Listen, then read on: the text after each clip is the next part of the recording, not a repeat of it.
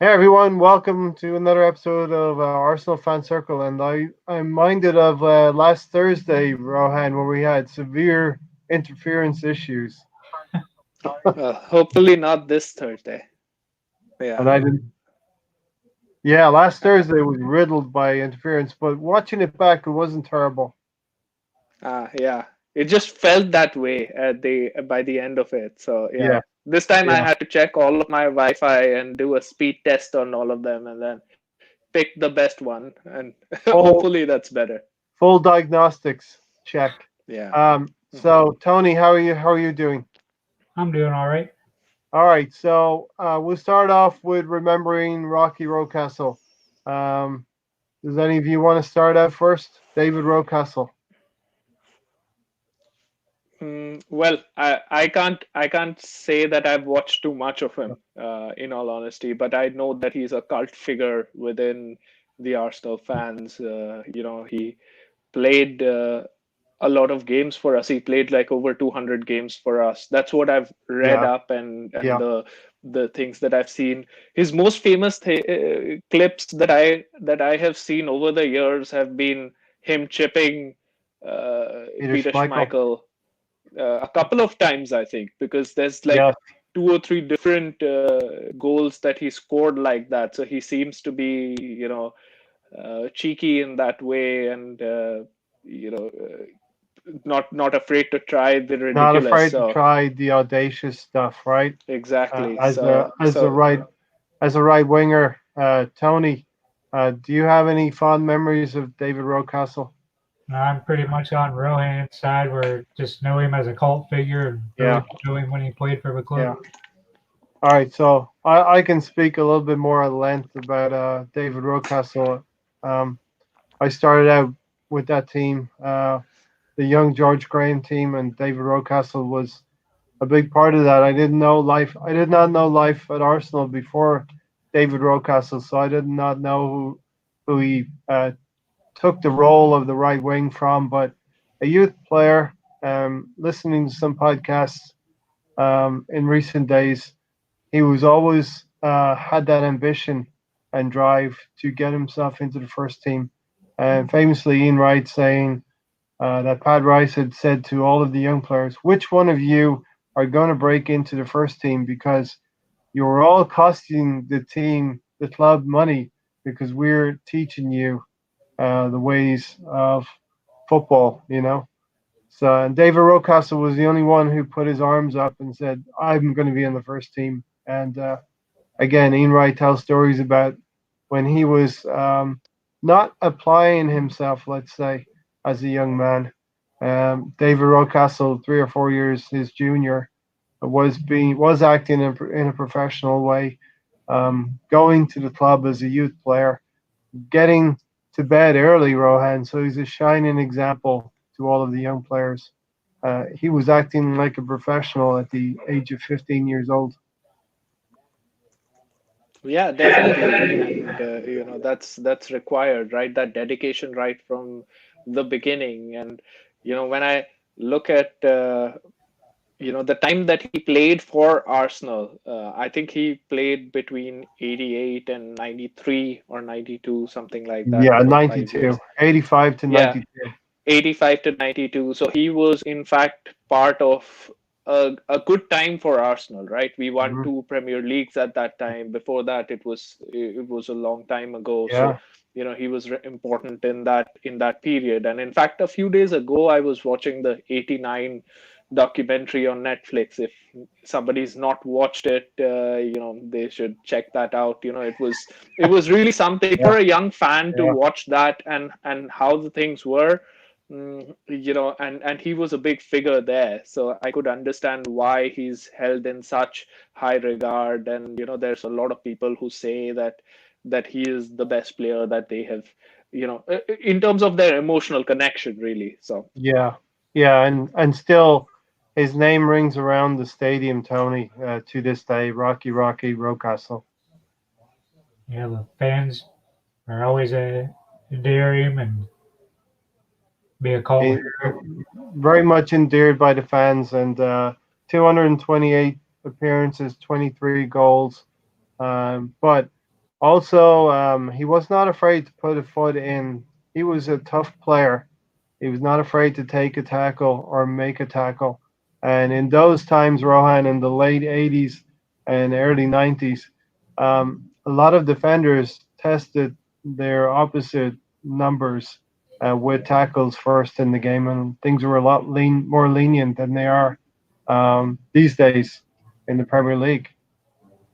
Definitely, and that's the hangover that the English fans have, right? That's the level of commitment that they want to see, which is Yeah, why, you know, an Ozil sort of a player, you've got to bring him into the equation, right?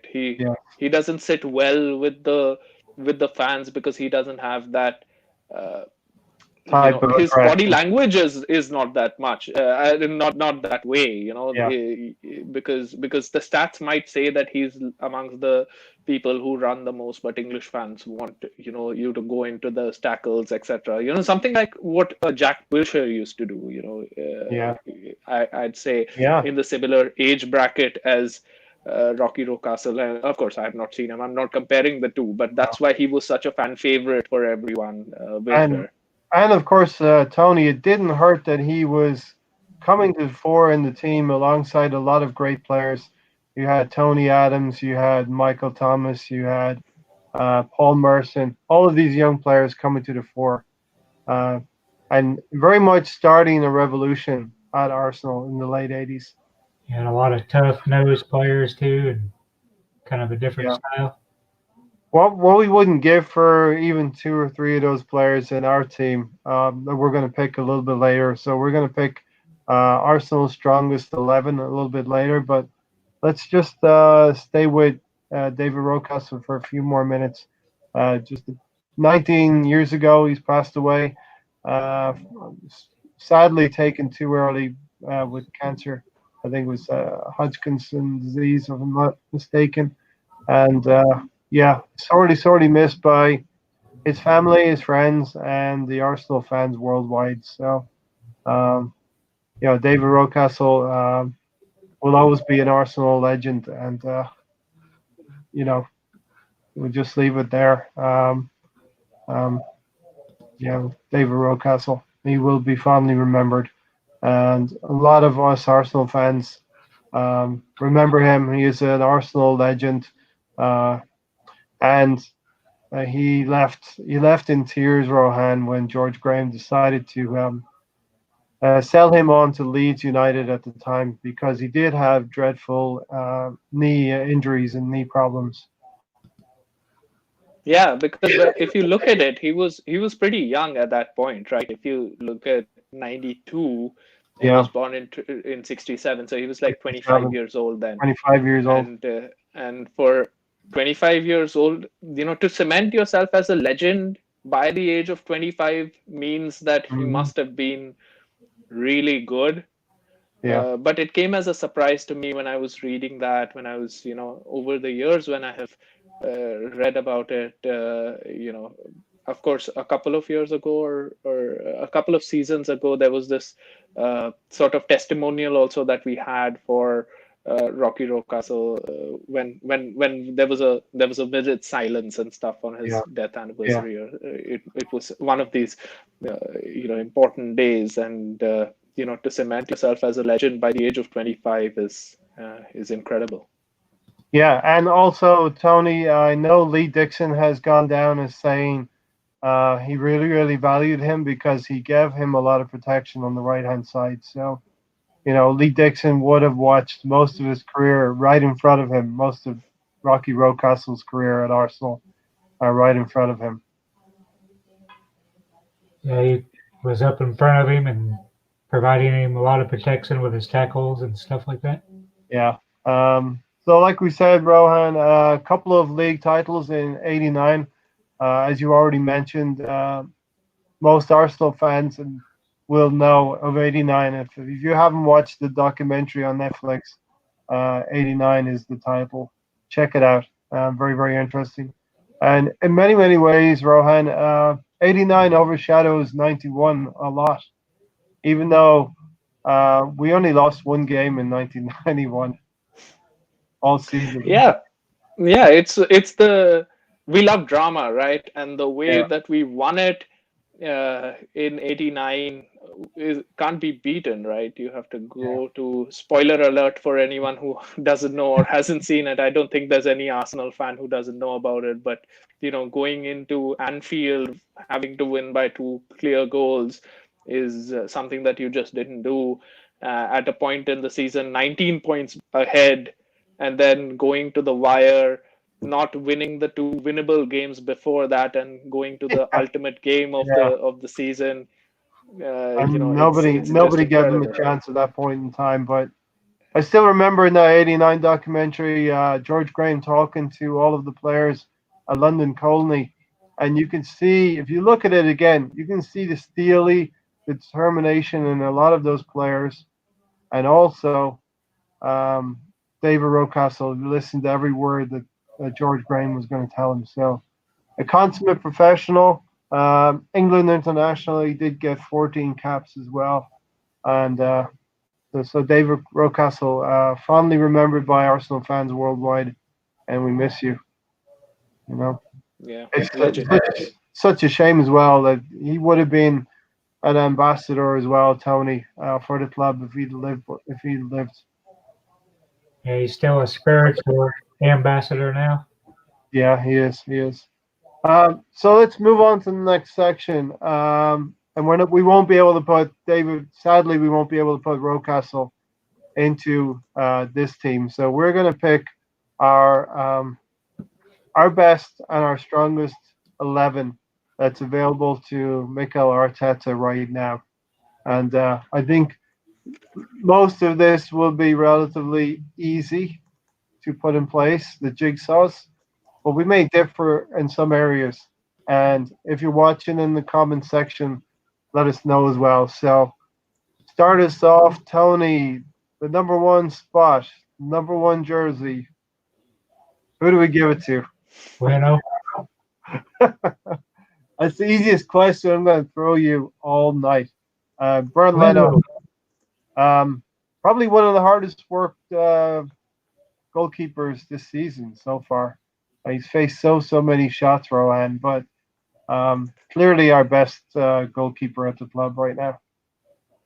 Yeah, I think there's been some sort of a goalkeeper curse at Arsenal that we just for a long period of time we didn't have solid goalkeepers. We've seen the likes of Almunia and then Fabianski when he wasn't good, uh, and then Petacek when he wasn't the same that he was at Chelsea, and so seeing Leno and what he does is a breath of fresh air.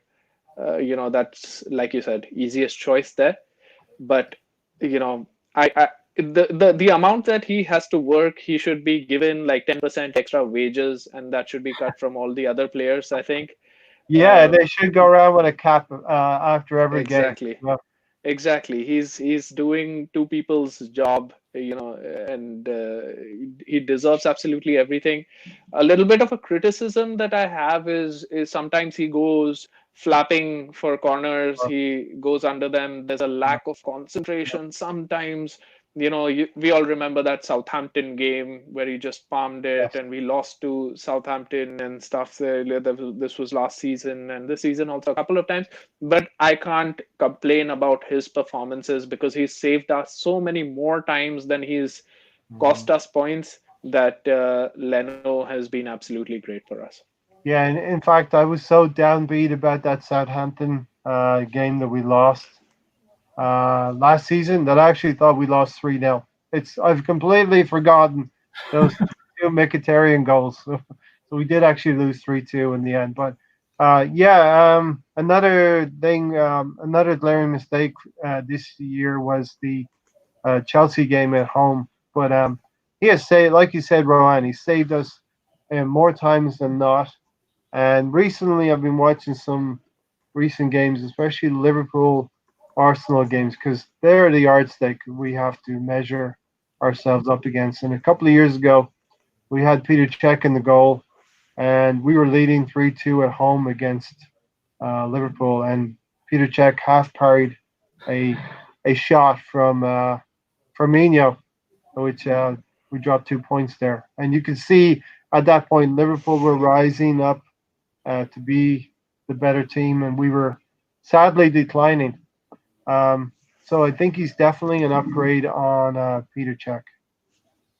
Yeah, definitely. I mean, John Terry had said when Petr Cech, we were signing him, that he saves them 12 or 15 points a season, which he Yeah, did do for Chelsea.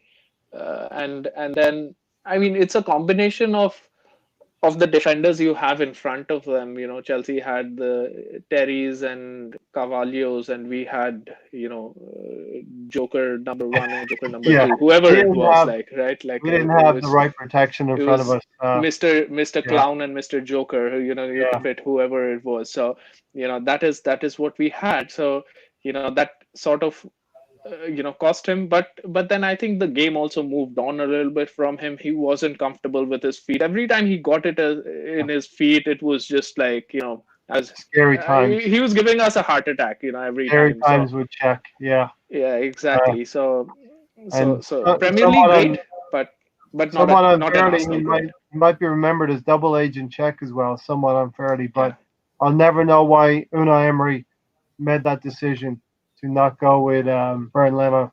Might not have changed the results, but might I don't know why we didn't go with Bernd Leno last season. So what's up, Noe? Thanks for joining us. Noe says, "What's up, Ray, Tony, and Rohan?" Stan is in the house as well. Thanks, Stan, for joining us. And Hey guys. Leno has been one of our better buys in a long time, especially when you consider how much Chelsea paid for Kepa. Exactly right. So I think we have a goalkeeper that can be our established number one for a few years to come. Now, we'll go to the number two position, which is the right back position. Tony, you're looking across our squad. Who do you? And each one of us will start off in different positions. So don't feel like I'm putting you on the spotlight here, Tony. But who is your preferred right back? Niles for right now. Ainsley Maitland-Niles. Yeah, and the Chambers was healthy. Chambers would be my pick. Now I said there was going to be some areas we differ on here, right? So Yep. Rohan, you're next. What do you think? Who's your favorite right back in the club? Your best 11? See, yeah, the it's not based on form, right? And No. I think that Bellerin is our best right back. Well, He let's just put a caveat, Rohan, that it is based on the best form. Every player is performing in their best way at this particular moment, and you're going to pick your best 11. Yeah, if I had the Bellerin who had just broken into the scene, Right. or Well, who let's had, like, say this season as well. no, see, there's this season he's had an ACL injury. He's just come back from an ACL injury, so we don't expect to see the best of him until next season, right? Like, I think that I just hope, when he burst into the scene. I remember his first game against Dortmund. He was tormented then, and then. Maybe it was that season itself when we played against Bayern Munich, the one that we won 2-0. In fact, when he took the ball off of, I think it was Philip Lahm, or no, it was Alaba, and what runs he used to make, etc. Yeah, So Bellerin was yeah. great. And in the same way, he was actually doing well last season. He was our highest assist provider until he got injured. So I think, and comparing him to Maitland Niles, who doesn't want to play there, Hmm. and Chambers, who doesn't have the pace to really be playing there. I Hmm. think our best bet, if we had to stick with the right backs that we have right now, is Bellerin. And Stan has said when Hector has competition for his place, he plays better. Listen, I'm likely to agree with you, Rohan, and overrule you, Tony. Sorry. I I'm think put it on mine, Hector Bellerin has been suffering with that injury, and the question is a little bit. It's an edgy question because we're asking what's our best 11 when everyone's fully fit, and we're assuming Hector's fully fit. and we're weighing him up against Ainsley Maitland-Niles, right, Rohan? See, I am in no way saying that he's a world beater, Yeah, that he yeah, is, that he should be our preferred right back next season. I'm not saying that. I am yeah. comparing him. It's not because Bellerin is so good, but from my perspective, the opposition or his competition is not good enough. That No. is the reason why he's in there, really. Right, and Noe saying that I always have the final say, and that's not actually true, Noe, because I'm going to lead off on the next one, and we're going to go like that, okay? So the Tony and Rohan will get to counter, okay? And what we're going to do at the end of our arguably best, or we're going to argue it out and get our best 11.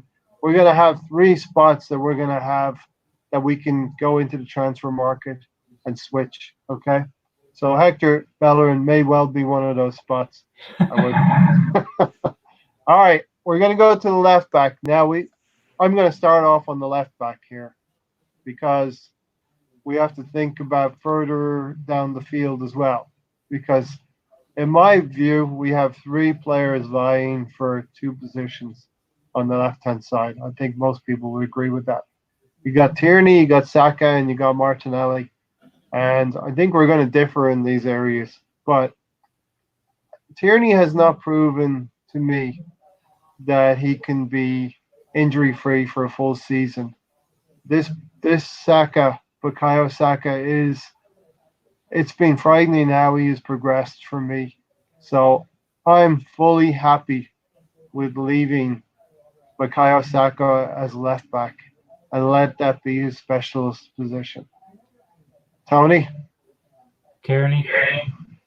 Tierney, Rohan, you're going to state your case for Tierney because Rohan gets to decide here, and Noe will be happy to see that Rohan gets the final say on this one. I think he's a harder tackler, and I like his crossing and the way he gets forward. So you like Tierney, the Scotsman, and it's a Yep. tough one, Rohan. So you're pretty much the judge in this situation. See, going back this season alone, it's unfair because Saka's played a lot and Tierney. Well, I think it's unfair criticism that he can't be fit because his injuries haven't been muscle injuries or injuries that he will have all the time. He's dislocated his shoulder. Now when we bought him he was injured. Like these are things that he's got his hip problem, etc., that he had a surgery for. Now of course that is a big question mark, and we need to see whether he can be fit, but I will not count the shoulder injury or the elbow, whatever he has, against him, No, because that happens once in a while. It can happen to anyone, and that's not really. Messi broke his hand as well a couple of seasons ago, and it's not like he's injury prone. Generally he's not. And Saka, I like him for his attacking talent, and I will not want to curb his attacking talent. The way he takes on players, the his crossing is really good. And given all of this, I would want to see Tierney, a full fit Tierney at left back, and not Saka, because I want to see Saka further up front. right. So now I'm going to bring up your comment again because democracy rules here, and Tierney is going to be the left back. So Rowan, where does Saka play? Does he? Don't you don't have to tell me now, but where He's the left Saka winger. is he on the bench for your first Well, 11? And just say yes or no, and we can get into it later. He's on the fence. he plays 50% of the games. Get off the fence. He Okay, plays, let's talk yeah. about this. Stan has just no, it's good to have you in the comments too. Stan, Tierney is the only one who can produce at both ends of the pitch. So Yeah. there is a lot to be said about that, right? Yep. He can defend it. Maybe it was somewhat unkind of me to say he's been injured for most of the season, but by me saying that, it's that I haven't seen enough of him to be Yeah, convinced over Saka, really. So are we going to play a flat back four here? I would, right? yeah, yeah. All right, Rohan, you get to start off on the centre backs. You can go left or you can go right. So okay, so we pick one, or we pick our pairs. You know. Well, we're going to go one at a time. So you pick one. I know you have another one in mind, so we'll get to debate the second one. Yeah, sure. So I would say, based off of this season, I'd say Luis has been pretty consistent for us in the I beginning of just the want to say season, as game well, away. Rohan, you are allowed to put Saliba in here as well, just Oh, so you know. Saliba as well. But Mm. yeah, Saliba basically comes in because he's played really well in the French league, and since he's come back, they've done really well. His injury was a broken foot, so which is not a recurring injury. Uh, some people might say that he is even better than Van Dijk because he's conceded 0 goals in the Premier League till now. So, so yeah, Saliba going in next season has to be the starting 11. So yeah, I'd Right. I'd pick Saliba. I think we all agree that Saliba will be in. Do you, Tony? Uh, Would he's he not be part of playing. your two? No. Oh, you got to disagree with everything.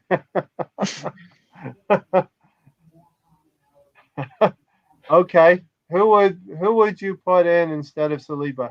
You're putting Saliba on the bench. Yep. Saliba's on the bench. It'd be Socrates for me. He's been scoring and he's been more consistent. Socrates, are you crazy? Seriously, Seriously. I'll have what he's having. Yeah. Uh, First, we'll get to Noe. Tierney needs to hit the gym too because the Premier League is really physical. And Stan is going for Saliba plus one of those two. Okay, Tony, you're going to get overruled. There's 2-1 here, so Saliba will be one of the central defenders. All right, Tony, since you are the naysayer of the three of us for Saliba, who would you partner Saliba with? Uh, Colonel Mustard for now. Mustafi. He's I been don't know, Rohan. I don't know about this defensive guru, Tony.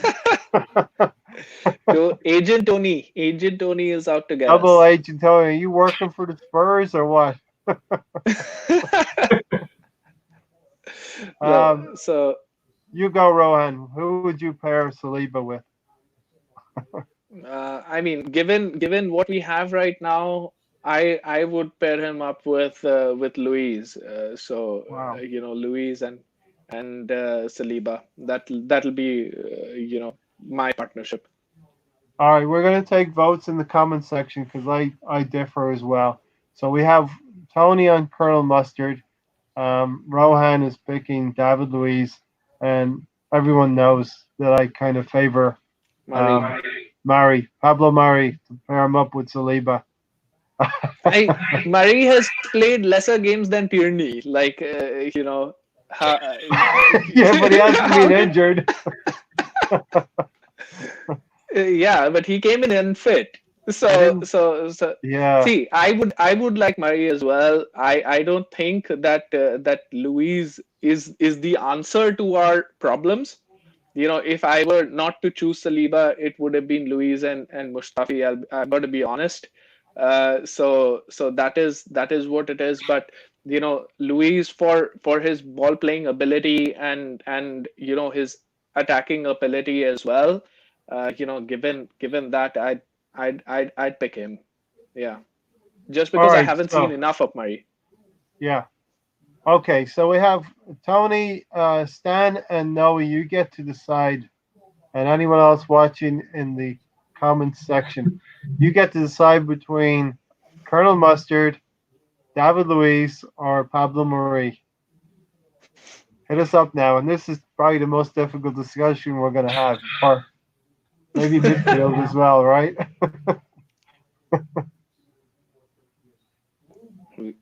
We'll have to come back to that one. Yeah, we're gonna have to come back to that one. Um, all right, you want to get to the DM in midfield? Who gets to go Yeah, first? I mean, I think I have one that we will all agree to, which is I think we will, which is Shaka. I'm kidding. It's Torreira.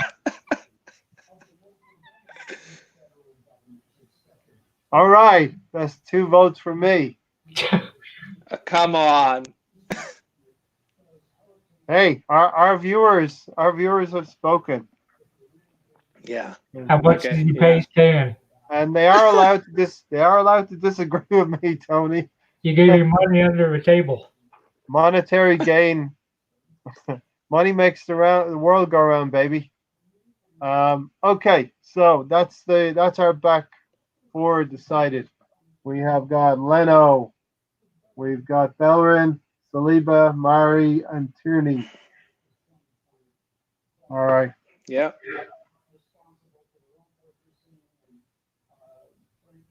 ready for the win. Thanks for the vote, Noe. Appreciate it, brother. Okay, Rohan, defensive midfield. There's Torreira. not too many candidates out there, right? Yeah. Got to be Torreira. I think that we can, if if Chambers was fit, then we could have played him there. We've seen if now in our back four, because our democracy doesn't want to have Luis there. Luis can be a makeshift defensive midfielder. So, Hmm. but it's Torreira. I think we'll all agree on that. Yeah, yeah. Torreira for you, Tony, Yeah, if we and play with a solo central defensive mid, he yeah. would be. But we haven't Let's do really. that. Let's do that. It's going to get more difficult in midfield, so let's make the first our first choice the easiest one of the night. Stefan, thanks for coming in. This is a Thursday night podcast. We do it a little bit later to hopefully get other audiences, but we also welcome those late nighters in England right now. It's heading on for 2:15 in England right now. So we are all doing good, and that's why it's late. We have a Thursday night show, and we have a Sunday afternoon. Um, yeah, I am high tech, Stan, with the notepad. Old school, right? Yep, American audience, maybe Australian. Actually, started doing this for a couple of people watching. Shout out to Pistol in Australia. Uh, if we don't agree with Ray, he'll give us a season ticket for Sunderland. Sunderland, they're my second team, Noe. How did you know that? Okay, so what's the formation? I I would go for a 4-3-3.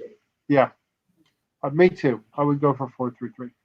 So Torreira in my fancy notepad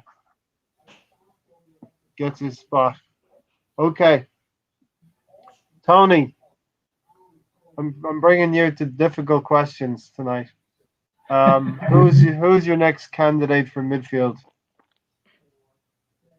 Guendouzi. Wow,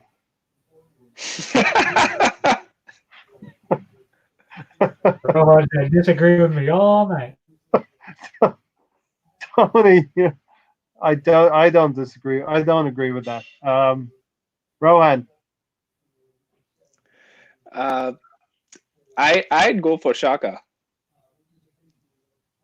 you would go for Xhaka. Okay, I mean I think that's a better shout than Guendouzi. I have to And say, let me put my right? case forward, okay? Yeah, Why Shaka over? yeah. So one, whether we like it or not, whether we like what he did this season or not, he's a leader, right? On the pitch, whoever wears the captain's armband, it doesn't matter. Shaka is the leader on the pitch. Whatever his performance might be, he's got heart. We have to agree to that. That Yeah, he goes in with that attitude. I mean, whether he has the pace or the skill to back it up, I don't know. But he has the heart. That's one. Second is that has a better passing range than Guendouzi.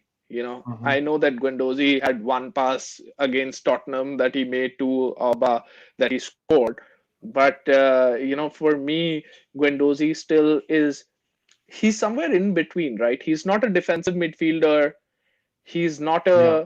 a he's not a long range passer.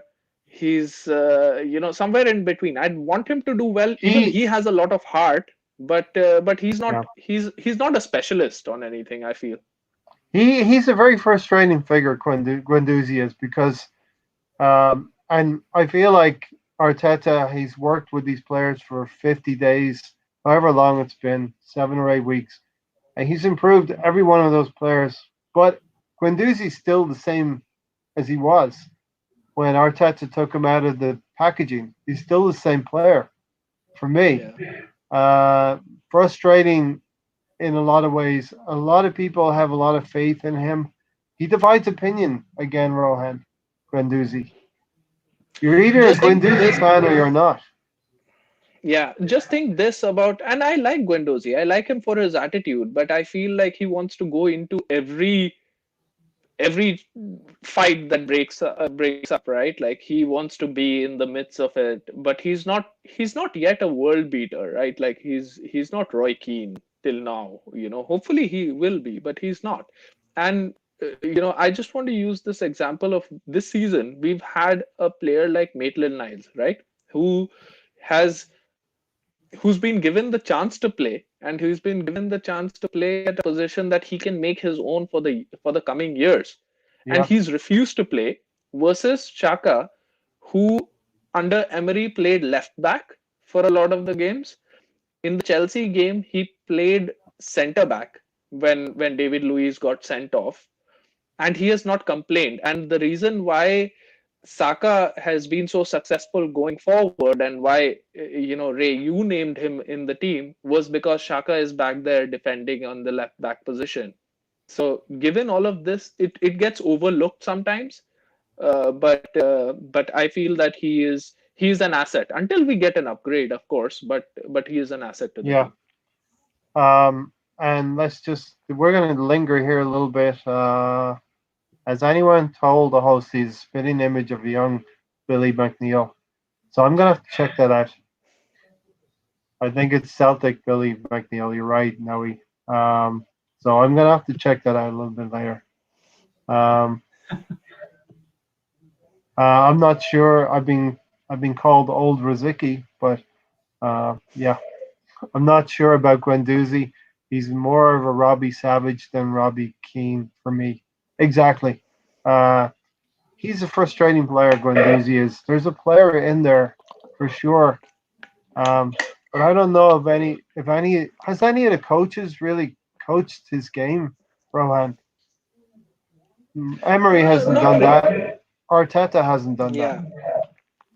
What you like about him is the kid's heart, right? I have liked Yeah. him for some games when we were down. For example, I think Aston Villa this season, when we were down and we won 3-2 in that game, it was Guendouzi who kept going, and we eventually won that game. So I like him for his heart, but in terms of talent, what frustrates me is, like, I'm not sure what he's good at. I like his shithousery. I like that he Hmm. will give a rugby tackle to Zaha if he tries to run at the last Yeah. minute. He has no Clotheslines. integrity, and I love that. Right? Yeah. Yeah. I want that in every Arsenal player. But what is his speciality? Tony, what is his speciality? I think he's good at carrying the ball, and he just puts so much energy out there. And He is good at carrying the ball, so there's a debate there. But he's never going to get a goal for you. We're waiting a long time for him to score a goal. Um, let's face it, our midfield is pretty crappy. So for Xhaka to be getting into our first 11, he's definitely a candidate for the transfer joker system after we've done our full 11 here.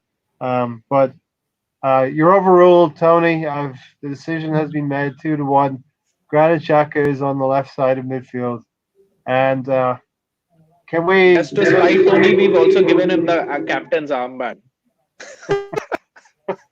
Oh, we will. No, we've This not. wait till we have our full 11, then we can talk about the captain's armband. Okay, so why do we want to go with a 4-3-3, Rohan, as our formation? Yeah, Why would you go 4-3-3?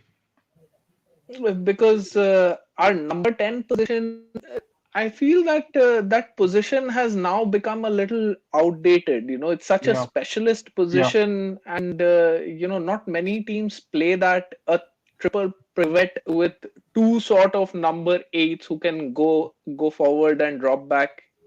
Provides more protection. Liverpool is the model to follow now, right? Like where their midfield is just a machine, right? They're efficient. They don't create much. They don't score much. They're not, they don't really get seen much, but they do a lot of the dirty work in there. And with the number 10s the number 10 that we have, he's not getting into our starting 11. So what's the next best thing? We've got to change the formation based off of what we have, right? yeah. So I'm loving the interaction in the comment section, not only with us, but amongst each other. You guys are having fun in there, so that's great. Noe said, in my opinion, Guendouzi is a Jesse Lingard of Arsenal, not a fan of him. And no, he's such a compliment.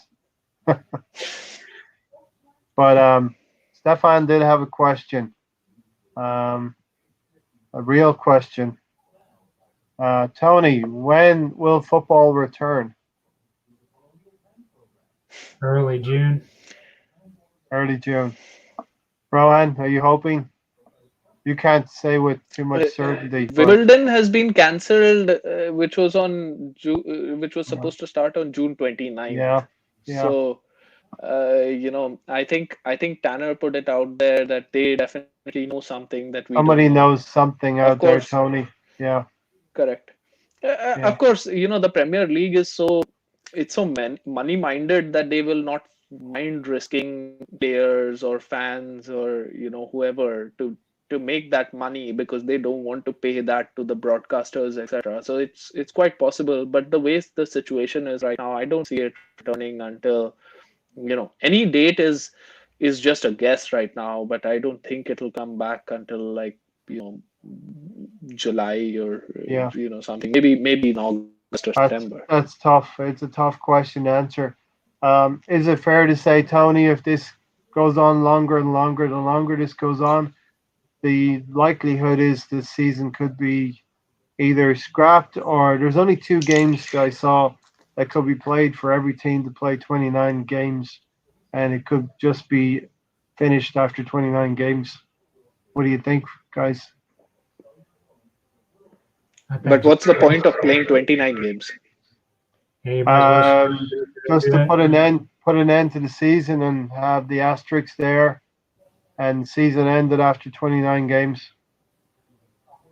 And have an asterisk to award Liverpool the title. Is that what you're saying? Like, what is that asterisk for? Well, It's I void. remember you. We I are remember fifth. you We talking get about into the this Champions League. asterisk. I remember you talked Yeah, about this asterisk Rowhead, so that's why I put that in there yeah, for you. yeah. They get the asterisk and they also get the certificate that I create on my computer. So that's what they get, and then we get the fifth spot. City get banned, and we play the champions next year.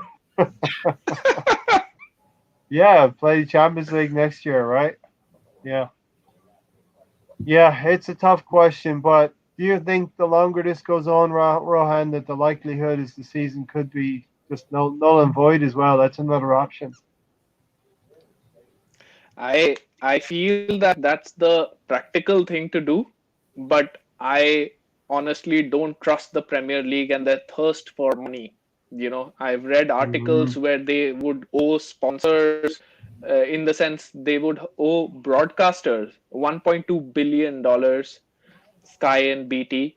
Yeah, They would owe the fans a lot of money, season ticket holders, people who have bought tickets. and they're not They willing to would, there's do that. just so much money at stake Yeah, that the Premier League, being how they are, will try to somehow manage games.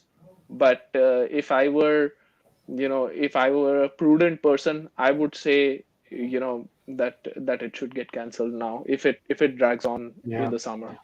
So Tony, Stan doesn't care about Wimbledon. It was always the posh game for the kids around his way. And He plays near Montreal. Stefan must be a Celtic supporter with the Billy McNeil reference, and the season should stop now and give Celtic the nine in a row as soon as possible.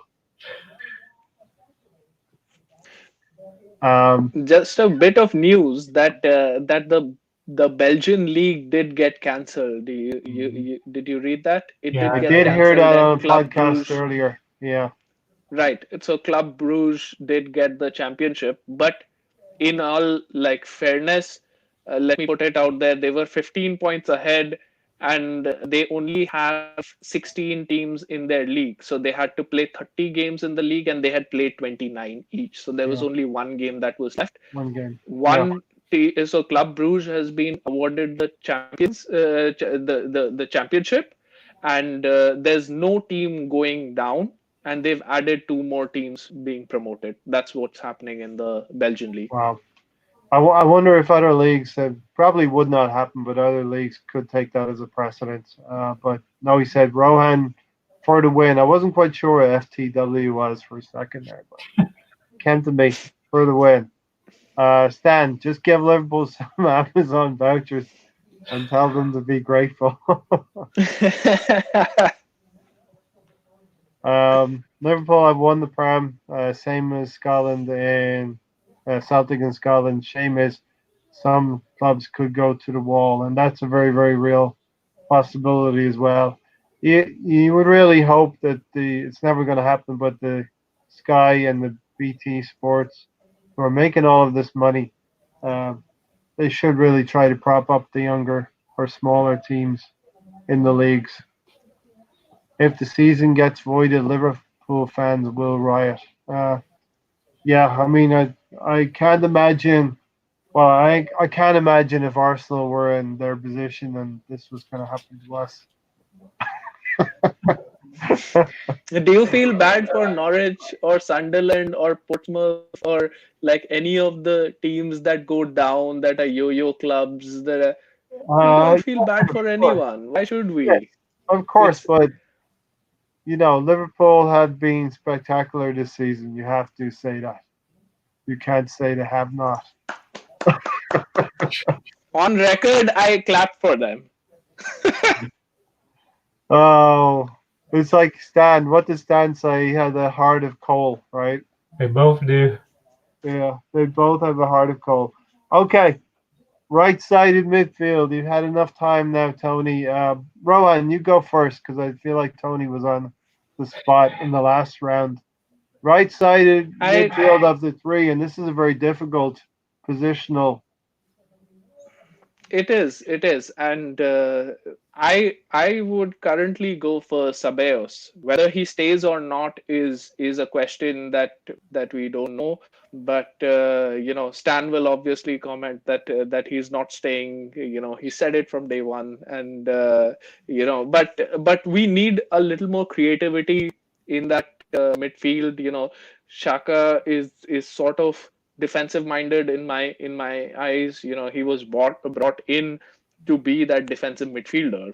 So he's Yeah. defensive minded.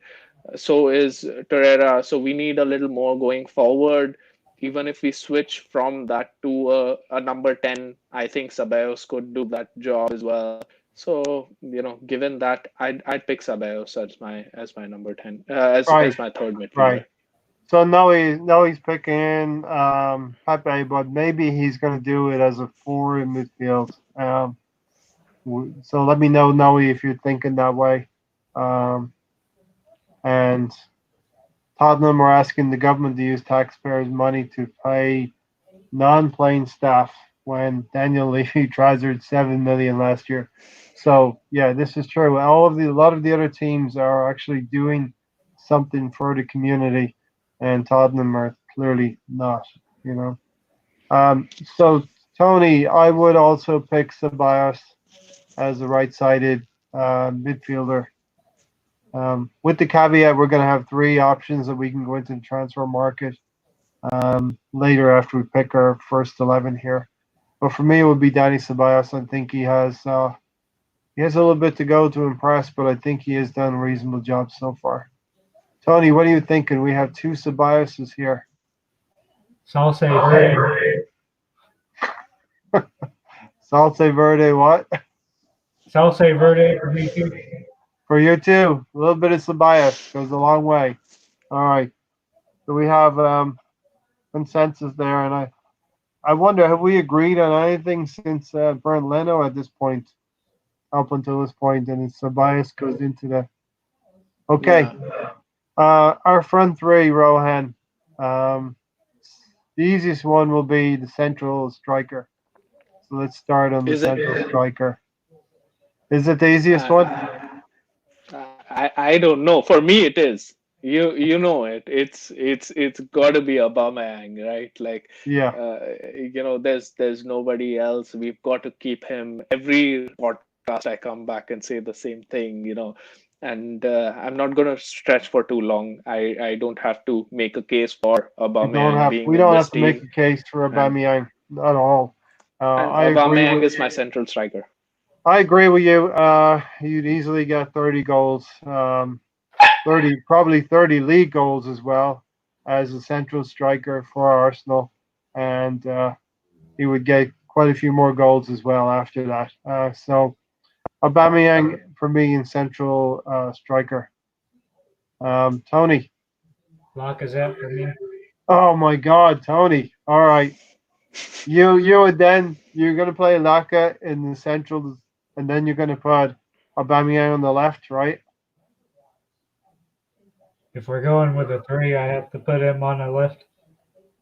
So you put Aubameyang on the left. Martinelli for you doesn't get into the team. Nope. All right, you have been overruled as a 2-1 majority. Aubameyang is our central striker. See, Uh, if only these guys were informed, right? Like I would have loved if football had not moved on for us to play two strikers, play Aubameyang and Lacazette together. That would be my dream attack, really, if we could play that. But that's just not possible. The only team that actually played it in the last few years and was successful was Leicester, I think, when they played Vardy and Okazaka or whatever or Ujua, those guys were playing up top, and that would be the dream, but yeah. that's not going to happen. You'll just be too light in midfield. So Tony's got you've got a two up top, Tony, haven't you, Yep. in your formation? Okay. Stefan Dennis, Celtic are on the verge of a magical 9 in a row. If the season is voided, it's going to end up in court. Would like to see the season conclude, but people's health is paramount, and that's absolutely true. All of this, football is. While we miss football, what's more important right now is to get rid of this virus that's going around the world, and hopefully defeat that at some point in time. Daniel Levy is having a laugh. Stan Aubameyang, you're getting overruled here, Tony, quite a lot. Aubameyang is a central striker. Noe has given us a preview of what No, is he's to there. come. Noe, I think you're on form tonight. Um, Lacazette is the French Morata. I think there's some validity to that, right, Rohan?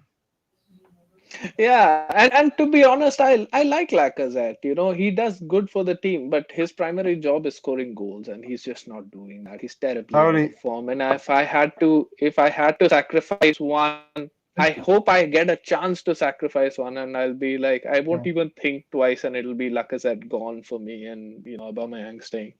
Yes, yeah. Tony's been isolated too long. Why, Tony? Why?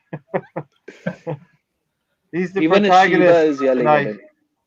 Huh? Even a Sheba is yelling at him from behind. Yeah. Daniel Levi trying to exploit a loophole the tight get. Okay. Um, Tony, I feel like I'm going out of sequence here. I was going to do this perfectly, but Tony, you get to pick left wing. Saka. Saka. Okay. That's fair. So, Rohan? I like I said, this is a position that I'm happy to have that problem, a good headache to have, as they say, and I would not hesitate giving 50% games to Saka and Martinelli, Hmm. them coming in. We play 60 games in a season, and 30 games for a player who's like 18, 19 years old is more than enough right now. I'd rotate both of them. They can play that position, and whoever goes on a streak will keep the main position in the Premier League, and the other one plays in the Okay, cups, and Rohan, get that's how off it goes. get off the fence now. You're picking you're going to go to a cup final. You have to pick your strongest 11. You cannot put two of those players on the field. Who do you pick? Okay, I would pick Martinelli. Right. Yeah, I tend to agree with that. Tony, you almost convinced me to start thinking about Saka. Almost. But when I started thinking about the things that Martinelli has done with limited chances this season, imagine if we get our midfield is better than Xhaka, Ceballos, and Torreira combined. Uh, Martinelli could do big things for us. He's already The done reason quite why I well. chose, yeah, Hmm. the reason why I chose Martinelli over Saka is because Saka is more of a provider and Martinelli is more of a scorer, and I'd any day take a scorer over a provider. That's Yeah, my logic behind it. I agree with you because I kind of picked Granit Xhaka for the same reason because he's going to give you a goal or three every season, whereas Guendouzi, sorry Tony, Guendouzi's not going to do that for you. Saka's also 50, 40 yard kicks into the. So on my notepad is going Martinelli. I think that he has been one of the shining lights this season for us, and yes, He's been eclipsed a little bit by Saka recently, and it's very unfortunate looking at this that Saka has not made his way into the first 11. I Yeah. picked Saka over you two picking Tierney. I seem to remember. Shame on both of you. No, Yeah, how yeah. do you play it on the left No, wing? Saka's done brilliantly. It's Rohan that's not playing him. He benched him. No, see, that's the biggest compliment that you can give to an 18-year-old, that you feel bad for putting him out of the team, right? And now you Yeah. got me thinking that maybe I should have had him at left back out of position because he's been in such good form. But really talking about it, I want him to excel in his right spot, which Yeah. is the left wing spot. So what you're saying, Rohan, is I'm the only one that has been picking sane choices all night, and you've wavered in the left back position, and Tony has wavered all night. Um, no, he says Tony is a rebel. He likes to go against the current. I can respect that. Respect, brother. Uh oh, Tony, it's time to go. Stan, the voice of reason, Martinelli. I wonder if Levy took part in the hand lab for the National Health Service staff earlier. Was very moved. Football is secondary at the moment for sure. And what we try to do here is just provide a little bit of light relief for Arsenal fans, Mhm. for football fans. Exactly, Rohan. You want to Stan would say rotate the two as well. Um, My missus called me writing Martinelli a love letter. She understood. She Oh, agrees. what a guy, right? Like I've said this before in the podcast, what he has done is absolutely amazing, and we'd be happy if Pepe was doing that. That's the Yeah, biggest compliment to him. yeah. Now, that argument, how far behind do you think Pepe is from Martinelli's achievements this season, Rohan? Pepe is a long way away, and that's also because he came in as a marquee signing, right? Like if he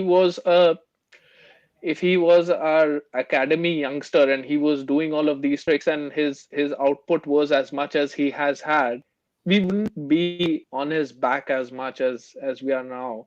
I still have high hopes from him.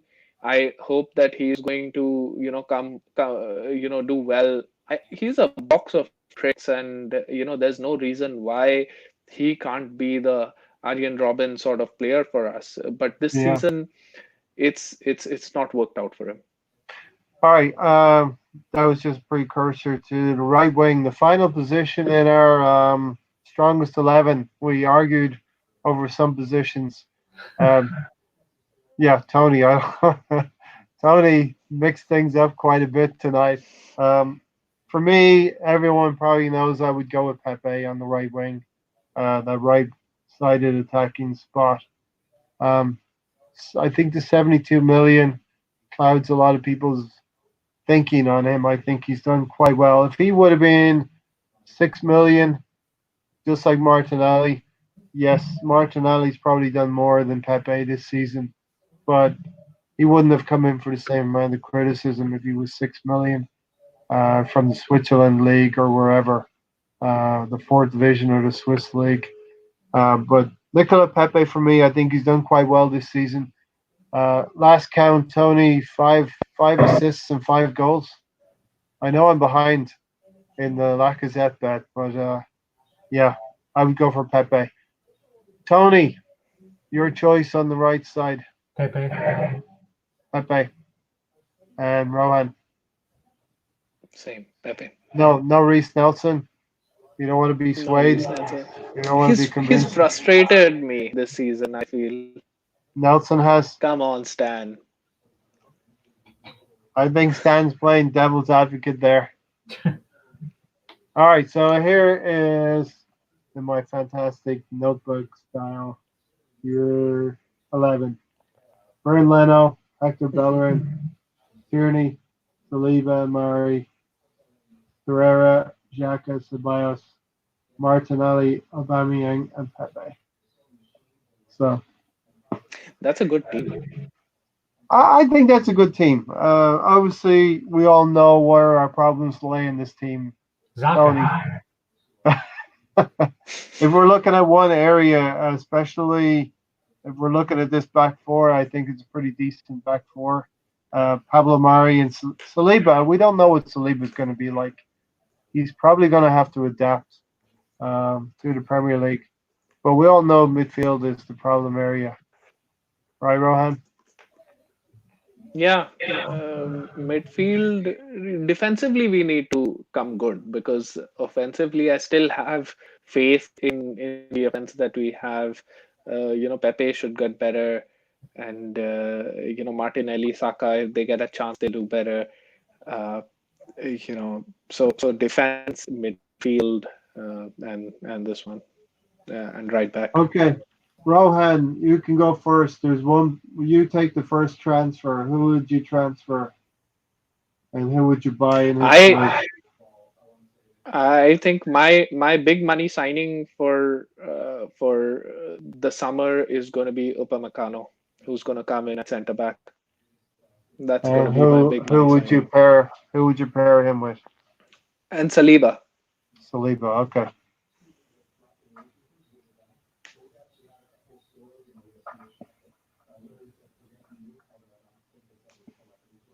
I generally agree with that. I think that's a good choice. Um, demotes Mari to the substitutes bench. Tony, what do you think about that selection? Open Meccano? I'd rather go ahead and get active for less money. Okay. So I'm gonna beside Upamecano, I'm gonna put $3 signs. Right, Rowan? Yeah. $4 out And okay, well we put $1 sign or two there, Tony. too. Yeah, he's Premier League. It's going to cost a little bit, right? And Exactly. If depending, Bournemouth don't go down, especially, The midfield needs major surgery. So don't worry, Stan. We're going to try to address that now. And I'm going to say disclaimer: we cannot solve Arsenal's problems on this podcast alone. four and one's Um, right, Tony? yeah. I think Tony might be coming out of his fog as well. Uh, Up in Meccano, okay.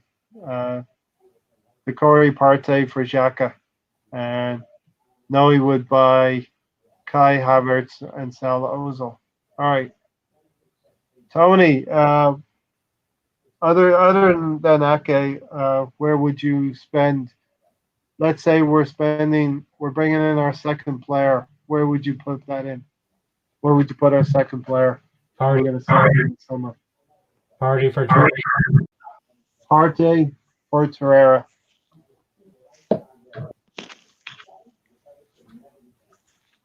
if we had Uh, three transfers only, is Torreira the transfer that we'd want to make? That's the question, really, isn't it? who's the weakest link, Tony, in midfield there? Do you Zaka. think Xhaka? Yep. So would we try to replace him, or you really want to go get Partey, right? Yeah, just go get party. And I'm not against that. I mean, that's. I hear what you're saying as well, Rohan. Um, go replace Shaka as well. What kind of player would you be looking at, Rohan, instead of Granit Shaka? Uh, See, I want because the third player that we had, Ceballos, was the more attacking minded, going into the box, Yeah, number eight sort of a player. So we've got to have yeah, someone who has the passing range, who has quick feet. If we had whoever is the young Santi Cazorla, I sort of want that guy who doesn't shift, have to go to his left foot. yeah, Can yeah. pass with both feet. We need to find a Santi Cazorla replacement. There's not a lot of them out there, so that's the tough thing. Yeah, Yeah. yeah. So okay, so we're sort of like we're thinking maybe replace Torreira with Partey, maybe replace Granit Xhaka with a uh, Cazorla type. Okay, so yeah, that's interesting. And for me, I would spend one of those with the right back position and go and get Max Aarons as well. Yep. I just worry about Bellerin. I worry about that right back position. I'm Yeah. not sure Suarez is the guy. Not sure Bellerin is there long term, and we know Ainsley Maitland-Niles does not want to play there. Yeah, exactly. So I would, as much as I would like Partey or an NDD, if I had only three signings that I could make, then it would be Upamecano, Santi Cazorla type player, whoever that is, and Aaron's, I would think.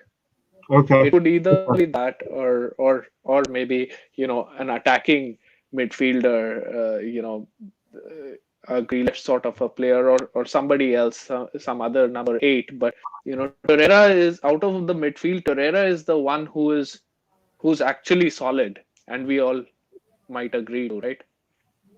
Yeah, but he doesn't hold Yeah. usually. Yeah. So here's kind of this the surgery we might want to do. Up in Meccano, and there's a lot of corrections there, like a teacher here I am on the midsummer break, right?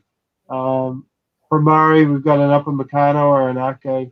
For Bellerins, we've got a Max Arons, and we see here at midfield needs some work here. So Granit Xhaka replaced by a Cazorla type of player, and Torreira ideally a Partey type of player. But we can see, and I've got to get used to the left and right hand movement here. We can see our forwards are pretty decent, you know. So that's kind of we Yeah. all know the positions, Rohan, right? That we need to go and strengthen. And whenever football gets back, we have to go out and address those. Um, yeah, so no, he's asking a good question there. It's actually $4 sign. So, um, what kind of outlay are we looking at? Probably 100 million at least here. 150. Right, Rohan. Upper Meccano, a Cazorla type, whoever that's going to be, and maybe. Do we have any players presently on the books that could be a new Santi Cazorla? I'm thinking maybe um, what's that kid that went back to Huddersfield? He's more of a random Smith Rowe. Smith Rowe. Could he be a Santi Cazorla Yeah. type player? Mm, Not No, quite. I mean Santi Cazorla. If it was so easy to find Santi Cazorla type players, then we would find them very easily, right? Yeah, yeah. He's one of a kind. And what about these two here? Grealish and Cantwell. Hmm. Possibles, right? That's a good shout. Yeah, Yeah. yeah. Okay. Well, That's I've enjoyed Tony. I've enjoyed your picks tonight. My controversial. Definitely controversial, and like Noe said, didn't go with the flow, but that's okay. Um, Rohan, we never found the spot for Saka. Like we said, it's a tough position to be in for a young player. Um, hmm but generally, we put together a decent first 11 for Arsenal. Yeah. I mean, it's so disappointing that on paper we have this season, beginning of this season, I remember thinking that our team is good enough for to finish third. We've got a Mhm. solid attacking lineup. There's only maybe Liverpool who's better than us. We're at par with City.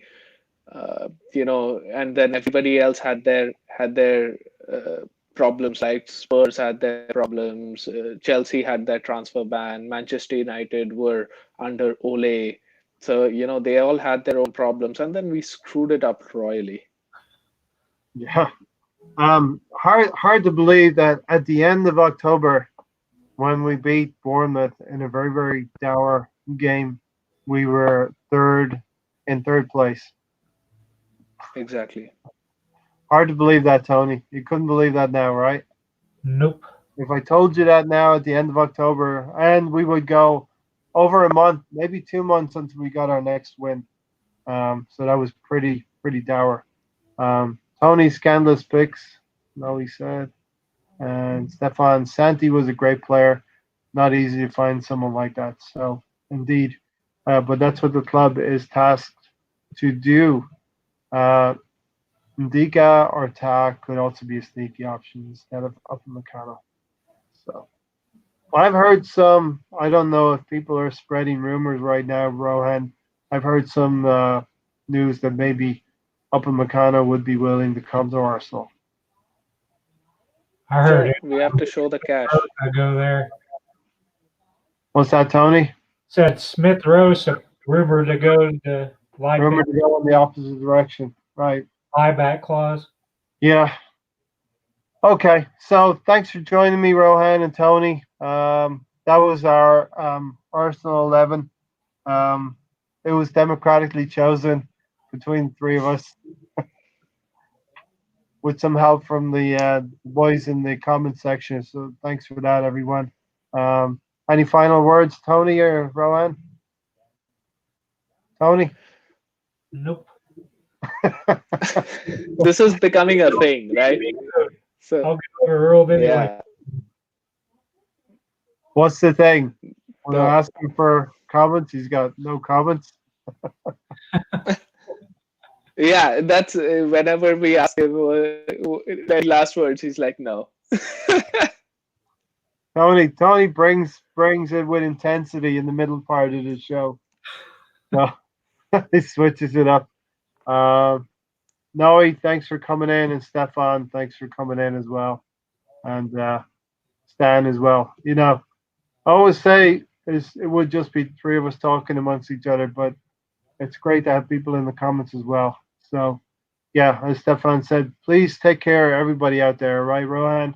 We're not through this Yeah, thing yet, and it could be the new norm for a few months yet. yeah. Everybody has to be safe and just follow the guidelines.